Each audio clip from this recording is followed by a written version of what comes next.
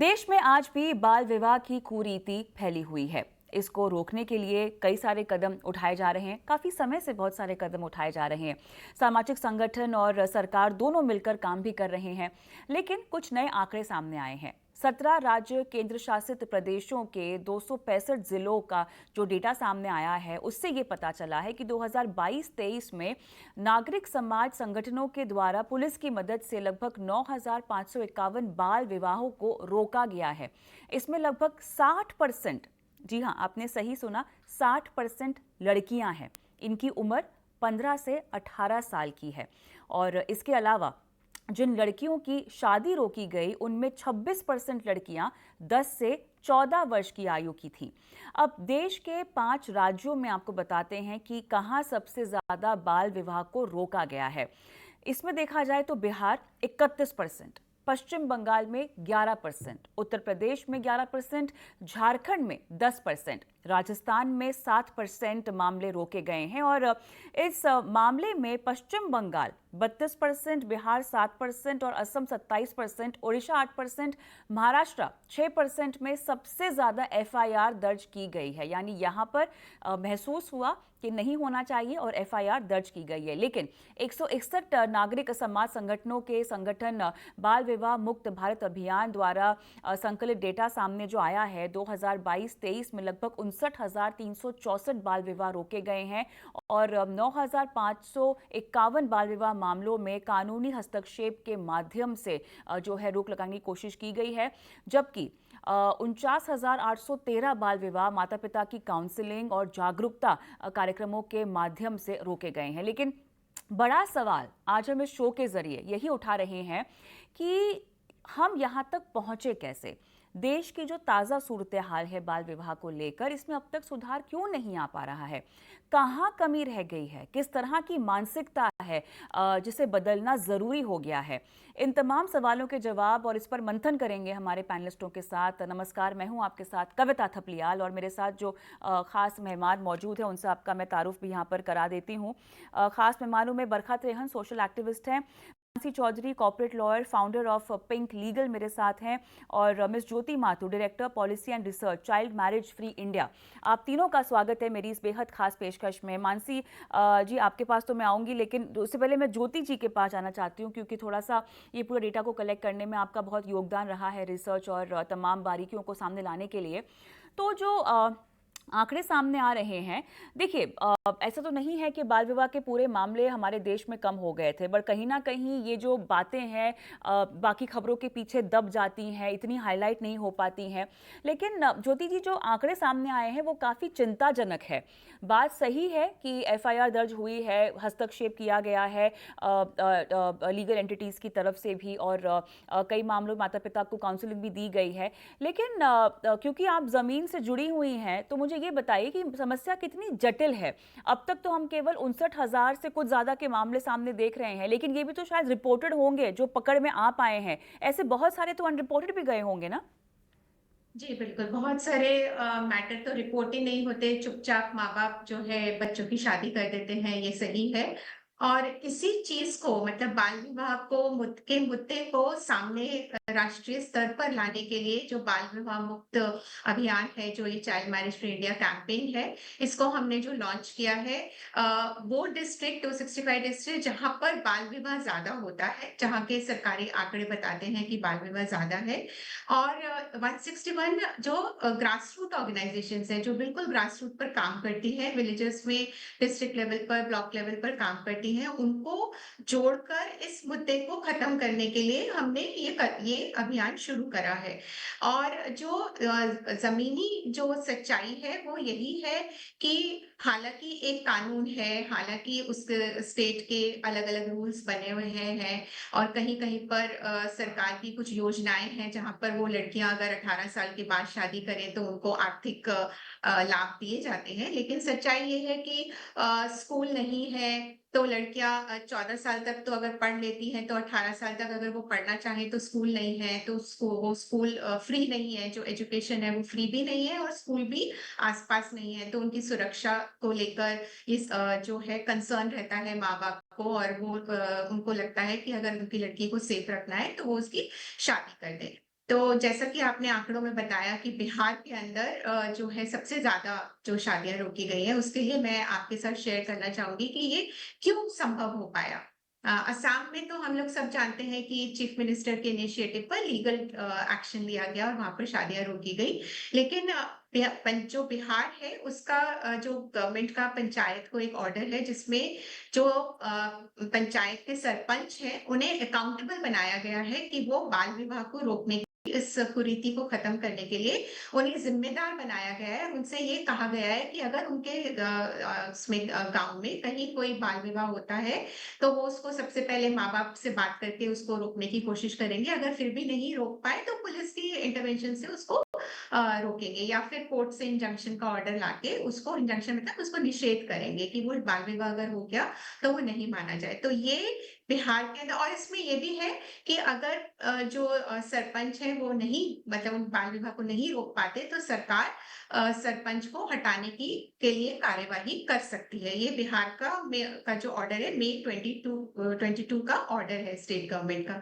तो इस ऑर्डर को लेकर हमारी जो सामाजिक संस्थाएं हैं जो हमारा संगठन है इस ऑर्डर को लेकर जब हम गांव-गांव के अंदर पंचायत से बात कर करके इसको इम्प्लीमेंट कराने की कोशिश करी तो उसकी वजह से ये रिजल्ट्स आए कि वहां पर सबसे ज्यादा शादियां समझा बुझाकर इट इज ये काउंसलिंग से ज्यादा उनको कानून के बारे में बताना कि ये एक अपराध है, ना सिर्फ बाल विवाह के अंदर अपराध है बल्कि पॉक्सो का भी क्राइम बनता है इस पे कि अगर लड़कियों की शादी 18 साल से पहले हो जाती है और वो उसके साथ रहती है तो अपने आप पॉक्सो का कानून जो है उसमें अप्लाई करता है। तो उनमें वो फेयर बताना और बताना कि इसमें जो भी लोग शामिल होते हैं बाल विवाह में वो सभी को जेल हो सकती है और सजा मिल सकती है।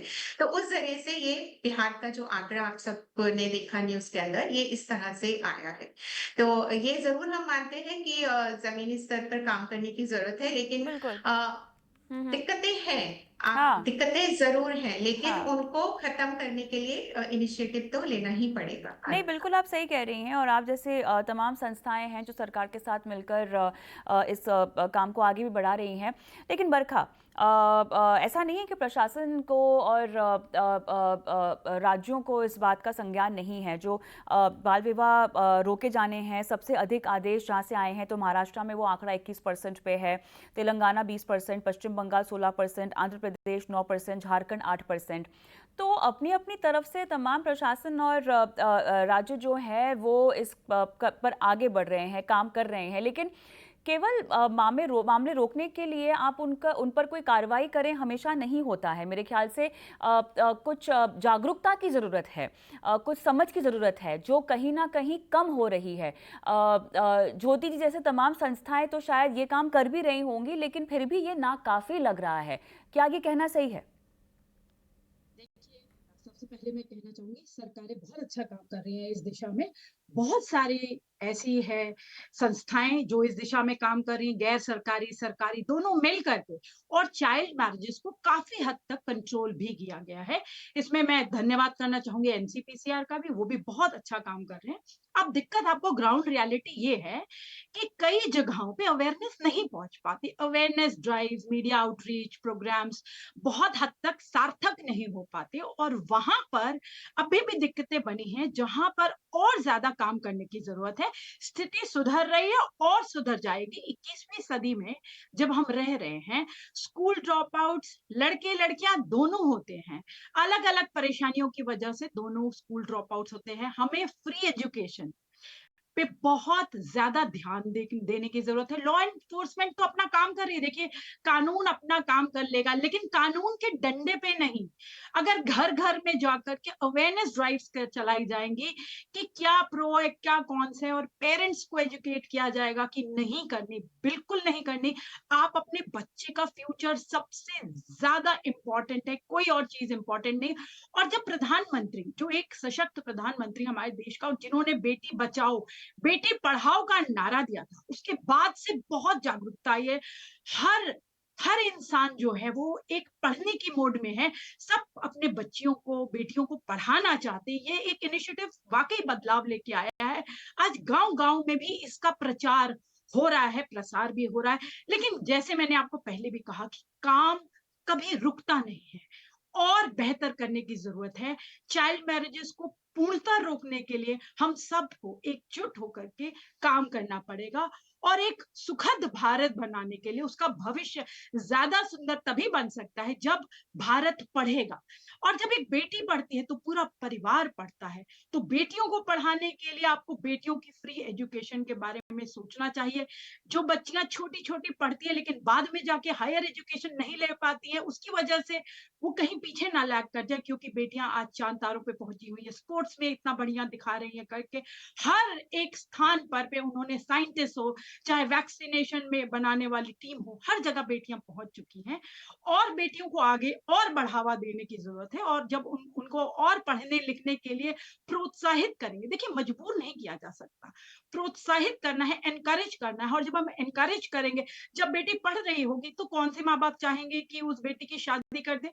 क्योंकि जब बेटी पढ़ेगी तो फाइनेंशियल स्टैंडिंग भी बन जाएगी, जब उसको एम्प्लॉयमेंट मिलेगी। स्किल डेवलपमेंट के ऊपर बच्चियों को बहुत समझाना चाहिए। कोई जरूरी नहीं कि सभी इंजीनियर डॉक्टर बन जाएं। तो स्किल, बहुत सारे स्किल्स हैं। आज तो ये जो जमाना है, क्रिएटिव इतना है, हर बंदा इतने इनोवेटिव आइडियाज के साथ आता है। किसी भी आप काम को करना चाहे, चाहे वो ब्यूटी पार्लर चलाना चाहे, चाहे पापड़ इंडस्ट्री देख लीजिए, अचार की इंडस्ट्री देख लीजिए, ये सब हाथ का हुनर है। ये बेटियों को जरूर सिखाना चाहिए।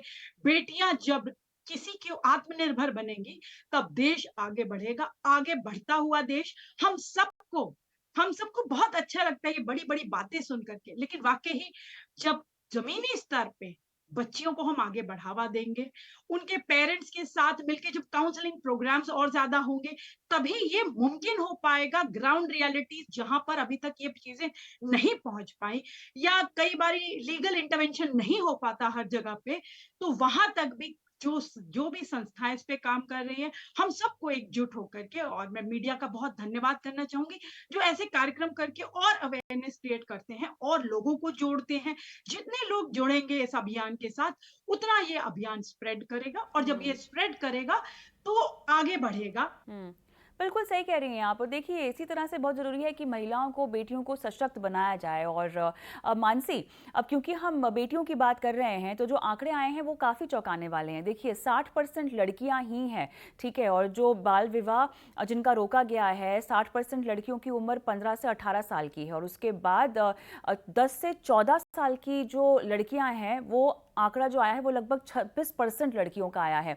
तो कहीं ना कहीं इस पूरे मामले में हम देख रहे हैं कि लड़कियों के बाल विवाह कराए जा रहे थे और उनको रोका गया है, क्योंकि बेटियों का आंकड़ा यहाँ पर अब भी ज़्यादा है। तो कहीं ना कहीं जो हमारी पुरानी सोच थी बेटियों को लेकर कि जल्दी जल्दी इनकी शादी कर दो, बाल विवाह, ये अभी भी एक बहुत बड़ी समस्या तो बनी ही हुई है। जो हम सोच रहे थे कि काफ़ी हद तक इसमें अब कमी आ गई होगी, लोगों ने, जैसा कि बरखा ने भी समझाया, ज्योति जी ने भी समझाया कि काफ़ी कुछ करना बाकी है, लेकिन थोड़ा मामले में सुधार हो रहा था। हम कुछ आशा की किरण देख रहे थे, लेकिन ये आंकड़े तो बिल्कुल उसके विपरीत बताते हैं। हाँ बिल्कुल, एक्चुअली सो राइट, सॉरी मेरा हिंदी थोड़ा वीक है तो मैं कोई थोड़ा बात नहीं, हिंदी और आप इंग्लिश में जिस, बात हाँ, करूंगी। बिल्कुल फाइन, बिल्कुल बोलिए। या ओके। सो बेसिकली हमारे पास कानून तो है, वो prohibition of child marriage act 2006, जिसके अकॉर्डिंग टू 18 और 18 फॉर गर्ल्स और 21 फॉर बॉयज मैरिजेबल एज है। और उसके कम उम्र कोई भी शादी हो तो उसे बाल विवाह और उसको 2 साल का इम्प्रिजनमेंट और 1 लाख का जुर्माना भी हो सकता है। लेकिन हमारे देश में यह प्रॉब्लम है कि लॉ तो है हमारे पास पेपर पे, पर जैसे हमारे पैनलिस्ट ने भी कहा, ज्योति जी और बरखा जी ने, उसका इम्प्लीमेंटेशन नहीं होता है। तो सिर्फ कानून पेपर पे होके कुछ भी फायदा नहीं है जब तक सोशो कल्चरल चेंज ना आए, एजुकेशन में चेंज ना आए। ये सिर्फ चाइल्ड राइट्स के मामले में ही नहीं, लेकिन बाकी के एरियाज में भी हम देख सकते हैं, जैसे कि सेक्सुअल हैरेसमेंट है, डोमेस्टिक वायलेंस है, या फिर महिलाओं की वर्क प्लेस राइट्स में है। तो वहां पर भी हमारे पास लॉज हैं, कानून है, बहुत ही स्ट्रिक्ट कानून भी है, उसमें पनिशमेंट्स भी बहुत ज्यादा है, डेथ पेनल्टी भी है। फिर भी ये कानून होने से क्राइम तो नहीं रुक रहा है, जैसे कि आपके नंबर्स में भी हमें दिख रहा है, जो आपने स्टेटिस्टिक्स बताई हैं। तो 2006 से ये कानून है, उसके पहले भी हमारे पास एक लॉ था जिसके अंडर एज अलग था, तो 18 लड़कों के लिए और 15 लड़कियों के लिए था, और वो भी बढ़ाया गया। और अभी 2021 में और एक बिल पार्लियामेंट में था जिसमें उम्र और बढ़ाने की बात की जा रही थी कि लड़कियों के लिए भी 21 साल की उम्र फिक्स करने की बात की जा रही थी। वो अभी लॉ हुआ नहीं है। लेकिन क्वेश्चन ये है कि अगर उम्र बढ़ाई गई तो भी क्या इससे बाल विवाह रुकेगा? क्योंकि जो आप बता रहे हैं हमारे स्टैटिस्टिक्स 10 से 14 साल तक या फिर 15 से 18 साल तक, यही मेन एज ग्रुप है जहाँ पे बाल विवाह हो रहा है। तो 18 से 21 साल उम्र बढ़ाने पर भी ये जो टारगेट एज ग्रुप है 10 टू 18 इयर्स, उस पे तो ज़्यादा असर नहीं पड़ेगा। सो द गैप जो है हमें अभी, वो है इम्प्लीमेंटेशन की। So according to the law, हर एक स्टेट में एक ऑफिसर, प्रोटेक्शन ऑफिसर अपॉइंट करने की, प्रोटेक्ट करने का कंपलसरी रहता है। पर कितने स्टेट्स ऐसे हैं जहाँ पे ये चाइल्ड प्रोटेक्शन ऑफिसर अपॉइंट किए गए हैं, वो अपनी ड्यूटीज फॉलो कर रहे हैं, वो एक्चुअली जाके जो डिस्ट्रिक्ट्स है वहाँ पे चाइल्ड मैरिज को रोक पा रहे हैं? ऑफ कोर्स काफ़ी गवर्नमेंट ने किया है, लेकिन और भी करने का ज़रूरत है। और इसी वजह से कानून होते, इन डिस्पाइट ऑफ द लॉ, हमें रिजल्ट्स नहीं दिख रहे हैं। बिल्कुल आपने सही कहा। और साथ में शुरुआत में जो आपने कहा कि क्या एज बढ़ाने से कोई फ़ायदा होगा, मेरे ख्याल से अभी ही जो तय उम्र है उसका भी उसको भी रिस्पेक्ट नहीं किया जा रहा है। तो कहीं ना कहीं उम्र बढ़ाने के बाद भी इस बात को लेके काफ़ी सवाल उठेंगे कि क्या उस पर भी लोग अमल करेंगे या नहीं करेंगे अगर उम्र को 18 से 21 कर दिया जाए लड़कियों के लिए।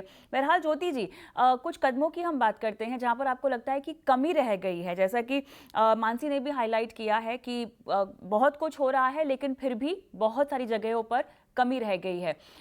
देखिए, लीगल इंटरवेंशन तो मेरे ख्याल से एक लास्ट रिसोर्ट के तरह ट्रीट होना चाहिए कि आप फोर्सफुली लोगों को करें कि आप बाल विवाह से दूर रहें या मत करें। लेकिन काउंसलिंग की अगर हम बात करें, सही पढ़ाई लिखाई की बात करें, क्या आपको लगता है कि क्योंकि आर्थिक तौर पे ये वर्ग कमज़ोर है इसीलिए ऐसा हो रहा है, या आप ऐसा भी देखती हैं कि अच्छे खासे घर के लोग भी बाल विवाह करते हैं, ऐसा भी कुछ है? देखिए, ये एक सामाजिक कुरीति है। तो ज्यादातर तो जो आर्थिक वर्ग के जो जो कमजोर लोग हैं या फिर पिछड़ी जातियां हैं या कुछ कुछ ऐसे भी हैं लोग जहां पर ये परंपरा है कि जल्दी शादी कर देते हैं।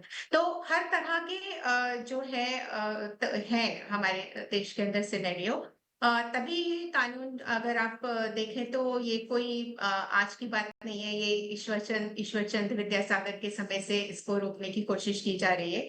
और जहां मैं थोड़ा सा, क्योंकि सबने इसमें काफी अच्छी बातें कही हमारे दोनों पैनलिस्ट ने, तो मैं इसमें ये कहना चाहूंगी कि अलग अलग है इश्यूज। और एज बढ़ाने की भी बात हो रही है, तो ये कि आप 18 में तो रोक नहीं पा रहे, 21 में कैसे रोक पाएंगे? तो इसके लिए एक बहुत ही कलेक्ट अप्रोच की जरूरत है। तो देखिए, कानून की तो जरूरत है ही, क्योंकि कानून का डर होना बहुत जरूरी है। कानून का डर नहीं होगा तो कुछ नहीं आप कर पाएंगे। लेकिन सिर्फ कानून से भी नहीं कर पाएंगे। हमें प्रिवेंशन की भी बात करनी चाहिए। प्रिवेंशन में जैसे कि बरखा जी ने भी कहा, और हम इस चीज को बहुत स्ट्रांगली हमने इसके बारे में सरकारों से बात की है कि एजुकेशन एटलीस्ट गर्ल्स के लिए 12th क्लास तक फ्री होनी चाहिए। अब गर्ल के पास ऑप्शन है कि वो एजुकेशन या फिर स्किल डेवलपमेंट के ऑप्शंस उसके पास फ्री होने चाहिए, तो वो पढ़ सकेगी, तो आगे डिसाइड कर पाएगी और आने वाले समय में आर्थिक स्तर पर वो परिवार में योगदान भी दे पाएगी और खुद भी जो है वो सक्षम हो पाएगी। तो प्रिवेंशन के ऊपर हमें फोकस करना चाहिए। हमें जो है इंस्टीट्यूशंस जो बने हुए हैं जो बच्चों की सुरक्षा के लिए, चाहे पंचायत को काम दिया है, चाहे चाइल्ड प्रोटेक्शन कमिटीज को काम दिया है, या चाइल्ड मैरिज प्रोहिबिशन ऑफिसर्स को कई जगह पंचायत या चौकीदार को बनाया है, तो इन इंस्टीट्यूशंस को स्ट्रॉन्ग करना है कि ये अपने हर जिले में, हर ब्लॉक में, डिस्ट्रिक्ट में ये काम करें, ये एग्जिस्ट करें, ये रहे और ये काम भी करें। तो हम उसको रोक पाएंगे। फिर उसके बाद बच्चा जो होता है किसी एक वुमेन एंड चाइल्ड डिपार्टमेंट का नहीं है, वो बच्चा सभी विभागों का है, वो एजुकेशन डिपार्टमेंट का भी है, हेल्थ का भी है ना, होम का भी है, पुलिस का भी उसके अंदर रोल में, तो सभी डिपार्टमेंट्स का उसमें मिलकर काम करना बहुत जरूरी है। फिर यही सारे डिपार्टमेंट्स और कम्युनिटी जब अवेयरनेस ड्राइव से सेंसिटाइज होगी, थोड़ा सा गांव में 2-4 शादी रुकेंगी कानूनी जोर से, तो थोड़ा सा लोगों में पता चलेगा कि हाँ ये कानून भी, ज्यादा गाँव में लोगों को पता नहीं है।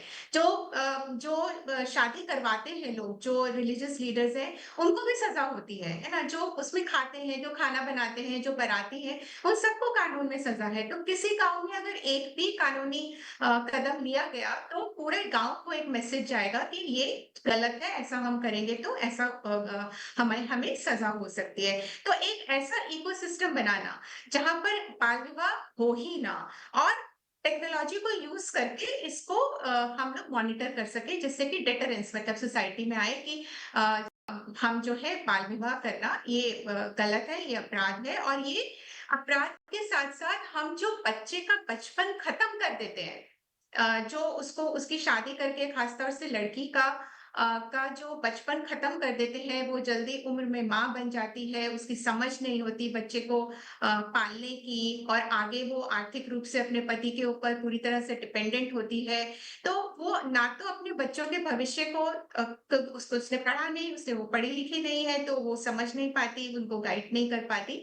तो ये कलेक्टिव अप्रोच की जरूरत है, जिसको हमारे जो फाउंडर हैं और हम जो एक्टिविस्ट हैं मिस्टर भुवन रिबू ने व्हेन चिल्ड्रन हैव चिल्ड्रन करके किताब में इसे पिकेट अप्रोच करके उन्होंने इसके बारे में बात की है, और बहुत सारे डिस्ट्रिक्ट्स में और बहुत सारी स्टेट्स ने इसको माना है कि ये जब तक कलेक्टिवली काम नहीं होगा, तो ये चाहे किसी भी वजह से हो रहा हो, चाहे ये आर्थिक वजह से हो रहा हो, चाहे ये डर की वजह से हो रहा है कि लड़कियों के साथ कुछ गलत हो जाएगा, या कोई भी वजह हो, वो वजह तभी खत्म होगी जब एक कलेक्टिव अप्रोच से इसको सब लोग मिलकर इसको रोकने की ठानेंगे।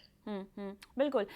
देखिए, बहुत ही ऑपोजिट सिचुएशन है, हम ऐसे दौर में हैं जहाँ पर हम देख रहे हैं कि सोशल मीडिया इतने तेज़ी से आगे बढ़ रहा है। किसी भी तरह की मैसेजिंग की बात करो, किसी भी तरह की खबर की बात करो, एनालिसिस की बात करो, आजकल सभी कुछ सोशल मीडिया पर अवेलेबल है। एक क्लिक पर रील्स पर, यूट्यूब शॉर्ट्स पर आपको तमाम तरह की जानकारियाँ मिल जाती हैं। लेकिन इतनी गहरी बात और इतने ज़रूरी फैसले जो हैं जब लेने होते हैं, तो लोग इन सब चीज़ों को दरकिनार कर लेते हैं। कहीं ना कहीं एक जागरूकता की कमी है, शिक्षा की कमी है, और इसी पर मेरे ख्याल से आप तीनों ने काफ़ी विस्तार से बातचीत भी की है। बरखा जी, लास्ट कमेंट आपसे लेना चाहूँगी, उसके बाद शो को भी समाप्त करेंगे क्योंकि मेरा समय खत्म हो चुका है। हालांकि मुद्दा ऐसा है कि हम इस पर घंटों भर बात कर सकते हैं, लेकिन अब चलिए, ये जो तस्वीर सामने आई है वो आई है, और तमाम कदम जो उठाने चाहिए आपके मुताबिक सही जो होने चाहिए उस पर चर्चा हमने कर ली है।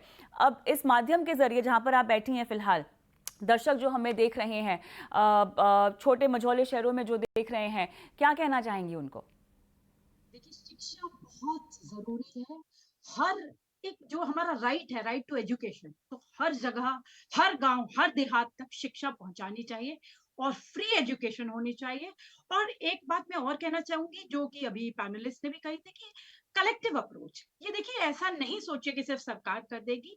ये सरकारी, गैर सरकारी, मीडिया, पुलिस, जजेस, सबको मिल करके इस पे काम करना होगा, और तभी हम एक कह सकेंगे कि बेहतर समाज बन रहा है।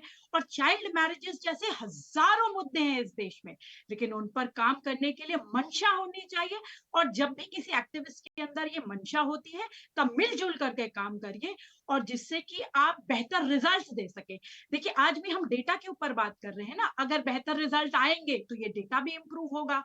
तो वही चाहते हैं ना हम, कि किसी तरीके से आज के हमारा जो मुद्दा है उसमें हम चाइल्ड मैरिजेस का अंत कैसे कर सके, इस इवल से कैसे मुक्ति पा सके। तो मुक्ति तभी होगा जब हम कलेक्टिवली काम करेंगे, काउंसिल करेंगे। Awareness, awareness is the key. मेरे हिसाब से अवेयरनेस सबसे ज्यादा क्रिएट करेंगे, और लड़कियों के अंदर तो इतनी क्षमता है कि वो सब कुछ कर सकती हैं, हर हर फील्ड में माहिरता हासिल कर चुकी हैं वो।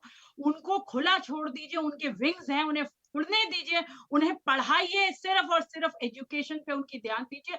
शादी एक एज होती है, उस पे हो ही जाएगी। शादी के बारे में, विवाह के बारे में सोचना बंद करिए। उनको आत्मनिर्भर बनाइए, उनको पढ़ाइए लिखाइए, पढ़ेगा इंडिया तभी बढ़ेगा इंडिया। चलिए, मेरे ख्याल से इसी नोट पर इस चर्चा को भी समाप्त करते हैं और उम्मीद करते हैं कि हमें इस तरह की चर्चा अगर करनी भी हो तो हम बेहतर आंकड़े और बेहतर स्थिति पर चर्चा करें इसी मुद्दे पर। बहुत बहुत धन्यवाद आप सभी का इस खास पेशकश में शामिल होने के लिए और मुझे भी इजाज़त दें। नमस्कार।